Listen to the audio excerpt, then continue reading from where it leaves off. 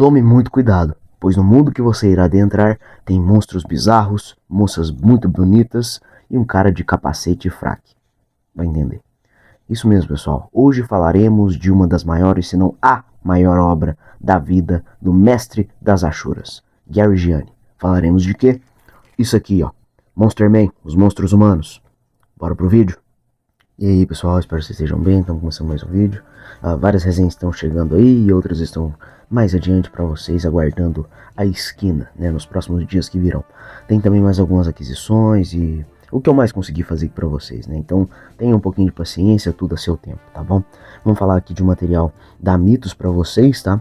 É uma espécie de complemento ao universo de Hellboy. Eu queria ter gravado ele mais adiante, que eu tô planejando fazer uma espécie de maratona de derivados do Hellboy, porque o Hellboy em si, as histórias curtas já foram resenhadas mais antigamente nas produções sem qualidade, né? Então já deixo aí um spoiler para vocês futuramente, provavelmente não vai ser desde o comecinho de tudo, tá? Peço desculpas, mas no caso aqui deste material, que de certa forma está ligado às origens do personagem do Mike Mignola, né? Esse aqui no caso é o Gary Gianni, é um cara mais conhecido por outras paradas, vou tentar falando aqui para vocês também. E o que mais eu consegui rechear de curiosidades, como campanhas, umas outras coisas, vocês vão ver ao longo do vídeo. Pois bem, aqui mostrando para vocês a edição, como sempre, né, ensacadinho e tal, encadernadinho normal, gente, material quase de banca, assim, sabe? Formato americano, sem orelhas, e o recheio é em offset, a arte, os extras, tudo preto e branco, tá? Por isso que eu falei que é o cara das Ashuras, porque aqui ele faz um uso consciente, claro, né, mas um uso muito foda, um uso muito bacana do estilo das Ashuras, digamos, excesso de nanquim nas páginas. Ele é um grande clara do preto no branco, né, que era escuro, PB, né, o lance do realce, a arte gótica também. Essa é a frente, tá? Lombadinha, não sei se vai dar pra enxergar com o reflexo. Contracapa. Repetindo novamente, formato americano simples, recheio em papel offset. Pois então, do que fala a história? Eu vou tentar ser breve aqui com vocês, porque esse encadernado ele é um catadão da breve trajetória do personagem. Essas histórias, elas eram complementares aos tempos ali do Hellboy. Acho que ali dos anos 90, né, as primeiras minisséries e tal. O Benedictus, que é o cara, né, o personagem que usa o capacete de armadura e o fraque também, ele é o último membro dos Monster Men. O nome original lá em latim, não sei das quantas, né, é Corpus Monstrum. Ele é o último, né, sujeito que defende o nome dessa agência, dessa organização, confraria. É um pessoal que, no caso, era focado, né, em se aventurar e também combater o mal, as forças do mal, criaturas, demônios, etc. Algumas vezes sozinho e outras com seu fiel companheiro Lawrence St. George, acho que esse é o nome dele, né? É um brother que ele tem de muito tempo. E ele é um cara meio excêntrico também, tem hora que ele aparece com um chapéu, umas coisas meio diferenciadas assim, mais velho, mais novo, que aí depois é mostrado, né, acho que ali nas primeiras histórias, que ele tem, não diria uma espécie de alter ego, é mais uma profissão para passar ali batido pela sociedade. Ele é um famoso, um reconhecido diretor de cinema. No caso, o Lawrence, né, o Benedictus, ele sempre viveu no lance de combater os monstros. Não dá para desenvolver muito sobre a história em si, porque novamente é um catadão de coisas. Eram histórias complementares das issues, né? Coisa talvez ali de 10, 15 páginas, umas são maiores, outras são menores. Eu não lembro direitinho. Mas assim, são todas histórias minimamente decentes. Eu admito para vocês assim, que não é um arregaço. Claro que a arte conta muito ali nesse sentido. O Gary Gianni é um cara, né, de mão cheia assim nas habilidades dele, né? Ele fez uma história complementar no Hellboy, que eu não vou lembrar, mas está no segundo ônibus da Mitos, por exemplo. Tá também, ele foi muito presente ali no Príncipe Valente, na coleção da Diagostini, né, que pegou uma fatia bem generosa do comecinho até quase os anos atuais, ali até onde eles lançaram, né. Tem uma fatia boa ali do Gary Gianni, ele também é bastante conhecido e reconhecido pelo seu trabalho ali, mas o roteiro eu não diria que não é o forte dele, não é uma questão de sacanagem, é porque o cara não teve tempo hábil para desenvolver as narrativas, porque novamente são histórias complementares, não tinha que ser aventurinhas one shot, né? O Monster Man, né, no caso o Benedictus, ele é convocado por uma moça, ele é convocado pelo Lawrence, ele tá numa aventura por conta própria, a gente pega ele já no meio de alguma coisa, e aí tem a explicação retroativa e depois dali pra frente pra seguir e terminar a aventura. Então é muito mais assim, um desfile, um lance da gente ser apresentado aos diversos segmentos que tem naquele universo. Tem gente que fica falando que antigamente, né, principalmente, fazia parte do universo do Hellboy. Hoje em dia eu falo que faz parte de uma espécie de multiverso do Hellboy, né? Que ele teria o Hellboy, teria o Joey Golem e o Baltimore também de um lado, no caso o Monster Man, né, o Benedictus, no outro. Então, assim, eu não sei se isso seria plausível, porque fica tudo parecendo pra mim que é para criar argumento pra gente que nem eu, que já gosta do Hellboy, sair comprando diversas outras coisas na esperança de ser interligado.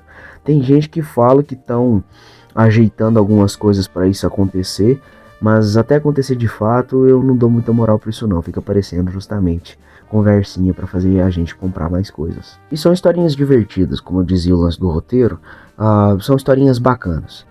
No caso ali, como eu disse, ele é reivindicado, né, ele é convocado para alguma coisa e aí o pau quebra e o negócio continua. Tem um outro conceito que é recorrente, eu não sei se eu separei as artes para vocês, né? Já adiantei para vocês que não tem edição digital em português, seja baseada na edição brasileira ou tradução de fã, mas tem a americana, tá? Se você manjar do inglês aí e quiser gastar um pouquinho do seu idioma estrangeiro, da sua fluência, pode meter o rei. Se não me engano, os inserts para vocês são justamente da edição americana, que foi base para essa da Midas, é quase tudo igual. Tá? Não só a questão das historinhas, mas aqui também nós temos alguns contos, romances que falam, né? Eu falo como se fosse livro, mas o termo correto parece que é romance, né? Textos ali de histórias com ilustrações complementares.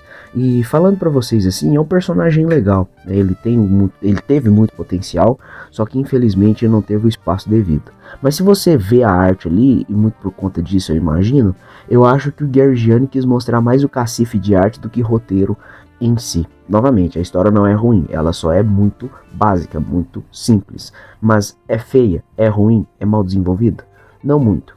Como eu disse, tem que saber colocar as coisas em seu devido lugar. Então ele sabia a caixinha onde estava, então ele fez um conteúdo condizente. Então ele não poderia necessariamente fazer uma odisseia, né, um puta negoção, que no caso aqui vocês viram bem na ficha, são poucas páginas. Isso que, como eu disse, não é só história em quadrinho, mas também algumas aventuras pingadas em textos ilustrados. Vamos alternando, né? Um pouco de arte, um pouco de roteiro. Falando agora da arte aí, ela é muito bacana, carregada de densidade, volume, né? Muita achura, por isso que eu falei um pouco para trás aí que ele não focou tanto, porque, mano, se você olhar o trabalho do cara, isso que é só no preto e branco, imagina a peleja que não deve ter sido. Então, muito por conta disso também, eram histórias de quebra-galho dentro da mensal, né, das minisséries do Hellboy.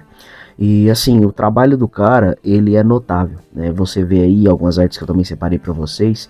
O que o cara faz ali demanda muito empenho e você vê realmente que é uma paixão do sujeito. Então, eu fico imaginando se ele tivesse que se desdobrar mais ainda por conta do roteiro, né? Então, se ele já fez um regaço na arte, vamos supor que ele seja um cara bom de roteiro, o quão mais ele teria que ter se desdobrado para fazer uma narrativa mais coesa e tal. Só que o universo apresentado ali, ele até que é satisfatório. Tem o Benedictus, tem a Ordem, tem os monstros, tem um cara todo retorcido que fica amarrado na corrente, e quanto mais passa, pior, mais distorcido ele fica no passar das histórias, né, que pode ser talvez uma referência ao lance da própria monstruosidade humana, a ganância, a maldade, né, que a gente fala que é a ruindade das pessoas.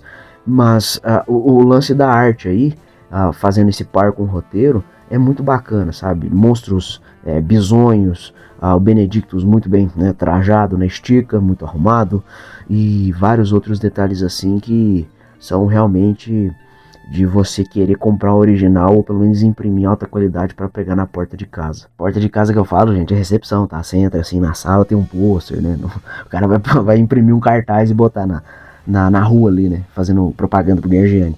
Mas nesse sentido assim da obra, ela é bacana, ela diverte, né? Você só não pode ir com um grande sede ao pote, porque ela é muito simples, né? Porque novamente aí pela 10ª vez não eram histórias complementares. Então ali muito por conta disso e da arte ser um regaço, eu imagino que o Giargiani deva ter pensado assim, vou fazer um negócio aqui bacaninho, divertido, né? E aí eu vou focar na parte que eu sei mais, assim, um negócio que mais me compete, né? Que nem no Chaves, né? A parte que me toca. Mas assim, falando pra vocês agora algumas outras coisinhas e tal, Eu tenho uma história assim que eu lembro bastante, que aqui no Brasil a Mitos tentou fazer uma campanha no Catarse. Tanto que se vocês procurarem no YouTube da editora, tem um videozinho lá fazendo propaganda e não sei o que. Isso é bem antigamente, no tempo da Joana Russo ainda, muito para trás. E assim como também acho que o Perfume do Invisível, que é um caso mais antigo ainda, que a Mitos tentou fazer um Catarse para publicar, acho que foi Perfume do Invisível mesmo.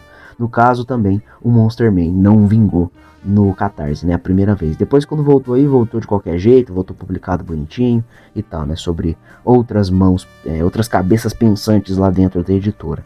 E sobre o acabamento e o preço, vocês bem viram o preço cheio, não vale, tá? O preço cheio, 30%, primeiro por conta da simplicidade do material e o lance da qualidade em si. Ele é bacaninha, mas não vale a bala para ser paga, né? O preço cobrado normalmente. Talvez ali, fazendo um pouco de esforço, menos de R$ 40.